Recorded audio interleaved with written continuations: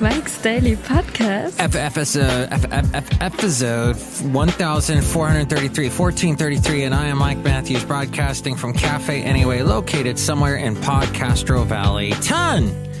Today, we hear from Chely Shoehart, Floyd the Floorman, John Deere the engineer. We get to the segment called Ain't Life Grand? There's some crazy things going on in this world, but all in all, you have to say, ain't life grand? Mike's Daily Podcast. Because I survived the triple-digit temperatures yesterday. That was not fun, and Basil the Boxer did not like Mike's Daily Podcast. Yeah, it was kind of a struggle for him. He was huffing and puffing and panting, but I think I have something that I can't dim. My light is my light. It's so bright, and I want something just like this. Coldplay, they're not out of sight. Mike's Daily Podcast. They're a has-been band. No, they're still around. They're good. Mike's Chris Martin. Daily Chris Martin. Podcast. And that's about it. Yeah! For my song. But on to another musician. Walter Becker died. Steely Dan. At the beginning of Really in the Years, his guitar riff will forever live on. And all the other great songs. He and Donald Fagen. Donald Fagen? Is that right? Dan Fagen? Donald Fagen. Something Fagen. I'm not up on my Steely Dan at the moment. I apologize, but Walter Becker, great guy. As these two people that walked in will attest to. Oh, Mike, this is Floyd the Floorman. And this is John Deere the engineer. I have several Steely Dan albums. Do you have Asia? Yes, I have that. And here's today's podcast picture. I have Pretzel Logic. Ricky, don't lose that number. You don't want to hurt nobody else. Yeah, it sounds something like that. Podcast picture today is from Lake Chabot, or to Chabot, to those of you who are not natives or residents of the Podcastro Valley area. But yes, I hope you enjoy that picture there. I took that on Thursday, I think it was, with Basil the Boxer. We were walking past, and for a long time their dock wasn't working, and now it's working. So there was a little romantic couple rowing along, young couple, and I got a picture of it. You can see it at MIKEs-DAILY-PODCAST.com, where also you can help out the show through the Amazon link and do that. Have you done that? Mike Matthews. What is it, Chely? You haven't said my name yet. Oh, yeah. Look who it is. It's Chely Shoehart. That's right, Mike Matthews. It's Chely Shoehart, gift shop supervisor. And I love shopping on Amazon. What do you buy on Amazon? Everything that I need. Oh, that's good. Wait, but you have a gift shop. You don't resell the stuff you get on Amazon at your gift shop, do you? Maybe. Okay. Well, there you go. Little secret has been exposed here at Cafe Anyway and Mike's Daily Podcast. Taylor Swift's song. Sorry to go from Walter Becker to Taylor Swift. That's sacrilege, I know. But Walter Becker, okay. Many musicians are crying today about that. And they're crying that Taylor Swift came out with a new song. Look What You Made Me Do, I think is what it's called. And the video has her basically killing off all of her old video personas. And that made me think about people that look in a humorous way at their personas or other personas. Well, the one I thought about that really sprung to mind was George Harrison did that with the Beatles, with the song When We Was Fab. And the video to that kind of discussed that. There was also, who else kind of poked at themselves in music videos? There were a couple that I thought of in the 80s that poked fun at not themselves, but other people and other music videos being made at the time. You had David Lee Roth, when he did the cover of I'm Just a Gigolo, that video included him running an MTV-like network or being a host on a show on that, and he's walking around the studio watching other music videos being made, and he like pushes Billy Idol into a Tesla coil or something who gets electrocuted, and he does something wacky to Willie Nelson, who was popular at the time. And so there was also Phil Collins, and I mentioned Ricky Don't Lose That Number by Steely Dan. Phil Collins had a song called Billy Don't You Lose My Number, and in that video he is being pitched the music video, who is going to make who has the best concept for the music video for Billy Don't You Lose My Number. And several people come in and they end up doing sort of a parody of all the music videos that were popular at the time, including Elton John's I'm Still Standing and The Cars, You Might Think, and they do like a Western one. But thinking about people that poke fun at their own persona, I know some people have done it in the hip-hop world and the R&B world. I can't really think of any at the moment. But Taylor Swift is sort of a tongue-in-cheek artist, and I think that's what helps her thrive and gets people interested in her. But I just can't think of anybody at the moment. If you can, please call me, 336-MM-DAILY, 336-MM-DAILY. You can also text me at that number. Texting charges apply.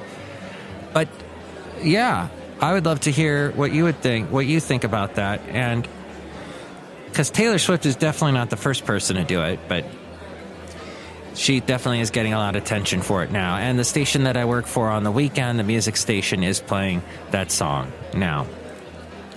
And production-wise, because I didn't really listen to the song, and when you hear it on the radio, you actually listen to it. You're not being distracted by the bevy of images. Oh my gosh, there's so many images going on in her video to that song. And the song is interesting. It's sort of it kind of wants to go into this dance club kind of thing. There's almost kind of a rap feel to it. Kind of a hip-hop dance thing going on, but it's still very Taylor Swift. And it has an interesting mix of different styles going on. It's not my favorite of hers, but what is your favorite of hers, Mike? I like style. But, hey, I'm all about if you're a musician or if you're a pop artist, reinventing yourself and doing new things. But, boy, I know on the tip, I'm trying to think of Madonna, if she ever poked fun of all her, she had a myriad of personas throughout her career, and I don't think she did.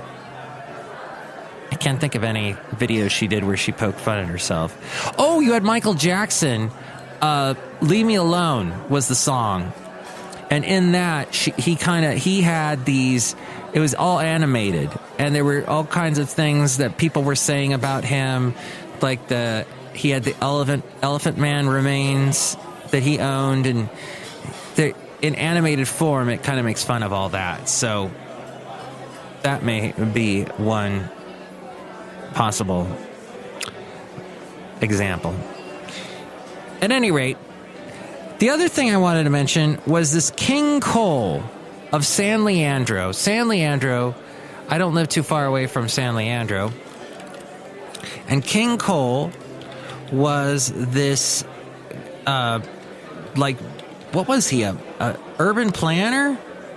He helped plan Spokane. King Cole, here we go. He was, here, I'm looking at his obituary right now. He was a pivotal and much-loved figure in the history of Spokane and the inland Northwest. I heard about him actually on C-SPAN, as I watch a lot of C-SPAN on the weekend. He passed away in 2010. He was 88. He was the president of Expo 74 in Spokane.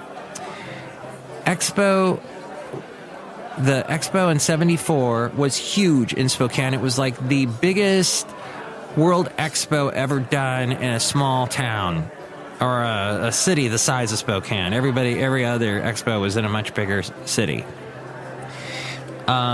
He was born in Grand Junction. He grew up in Oakland.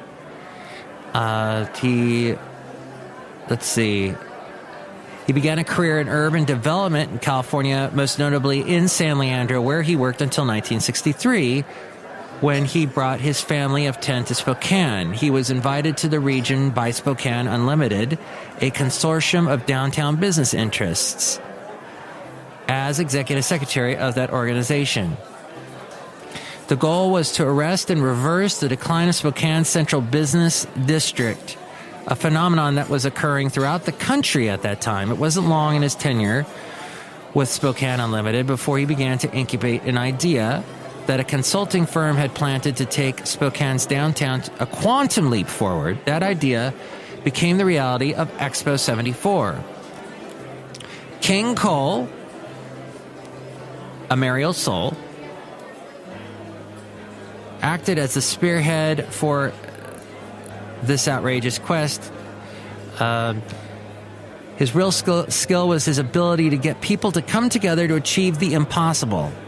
After the fair was over, he began a new career as a consultant to other communities, hosting large-scale events, including Knoxville, Tennessee's Expo in 1982 and the Vancouver, British Columbia World Fair of 1986, the year I graduated high school. King Cole was as much at home with a shovel and a yard of concrete as he was in the company of any company CEO or country's president, king, or prime minister. He spoke several languages. Interesting. So, yeah, so they have a whole thing about that on C-SPAN today. And there you go, San Leandro, a little town right next to Oakland, and yeah, help change the world. Okay, I'm going to get to the segment called Ain't Life Grand, but also don't forget you can help out the show through the PayPal. If you donate, you'll get a special greeting from all the Cafe Anyway characters and a personalized MP3 for thee. You can see all the past podcast pictures as well at MIKEs-DAILY-PODCAST.com. See a bunch of pictures of yours truly and interesting scenes that I have photographed over the years throughout the world. And that's all at MIKEs-DAILY-PODCAST.com. Okay, here we go. Life Grand.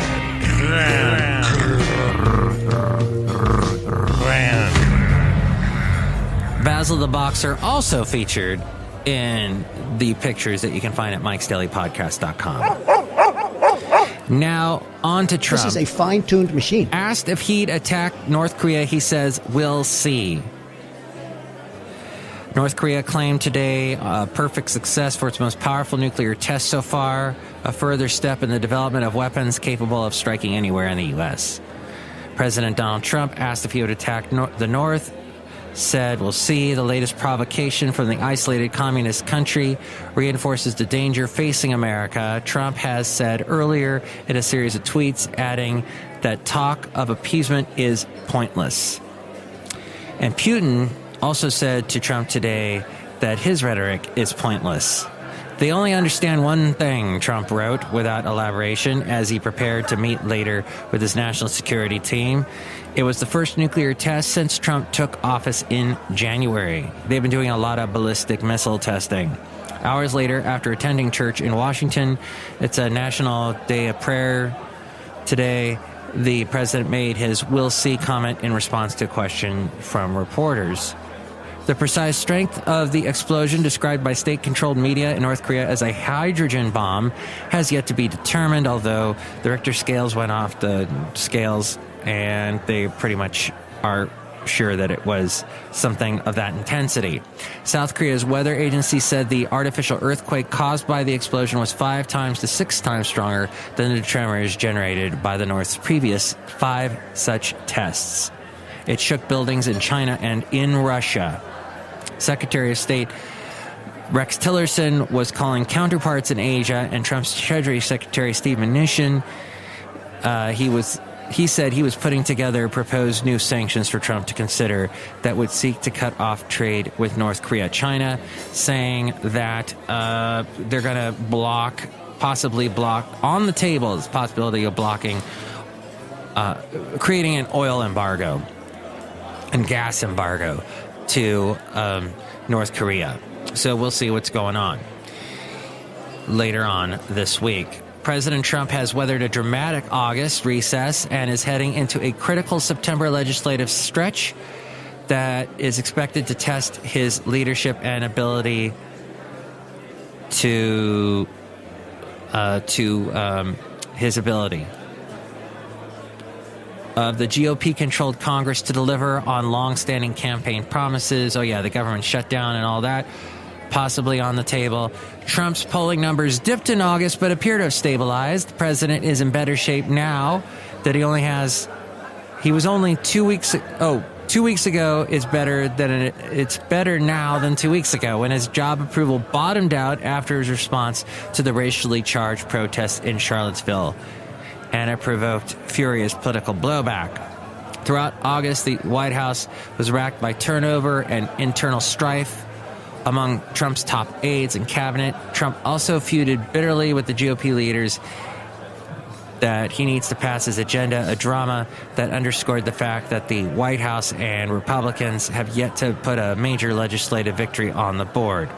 He will enter September, a month his former chief strategist Stephen Bannon dubbed the meat grinder for its gauntlet of thorny political issues, with a new team in place and a new slate of priorities, beginning with the push for Hurricane Harvey disaster relief and tax reform.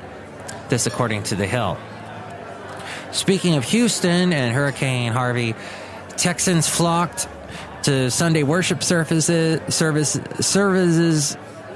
pressed ahead with door-to-door searches for frail and elderly survivors, and accelerated an exodus from evacuation centers, where some had sheltered for more than a week after the most powerful hurricane to strike the continental U.S. in more than a decade.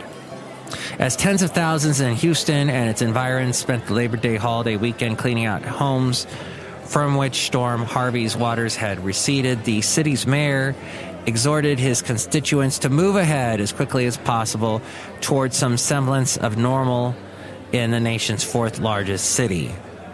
"I'm encouraging people," he said, "get up and let's get going," he said on Meet the Press. Looking ahead to the Tuesday start of the work week, he said, "Most of the city is dry, and I'm saying, if you can open," he said to the local businesses, "let's open up and let's get started."